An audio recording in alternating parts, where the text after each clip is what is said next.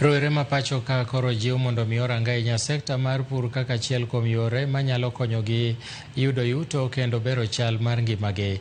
Kaluwore gi riwruok mar Siaya County Youth Forum, rowerego ma kwan gi ni malo e pacho ka, kata kamano thothgi ok ohero weche mag pur. Wira ni pok omigi bende puonj mowinjore ewi sekta no. Ka giloso e kaunti ma Bungoma, apisa mag riwruogno wacho ni rowere nyaka koro kaw ting' mar neno ni giyudo thuolo mar yudo puonj ewi weche mag pur, kendo nyaka gichwal dwachgi ne 10 counties kaka yor yudo sir. Statistics inasema mkulima wa Kenya ana umri wa miaka 60.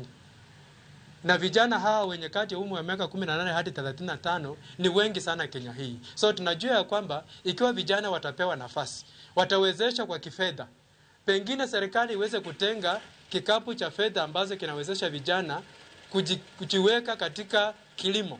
Vijana wawezeshe kupewa hizo pembejeo tunaita input. They've been able to develop a memo, and this memo they are going to present it to the county assembly or the county executive of Bungoma, and on 30th of this month we will also bring on board different stakeholders, especially stakeholders who are working in the agriculture sector. We will bring them on board so that the young people can ask them questions, the young people can appreciate the good work that they've been doing in the agricultural sector. The youth Bungoma County are a resource to be tapped into, so that they give enough resources for the youth in Bungoma County to sit down and also build their enterprises to make sure that in the end of the next 5 years, we are going to have a county whereby it's full of young entrepreneurs who are sustainable. We have been equipped with skills to be able to hold the government accountable as youths, and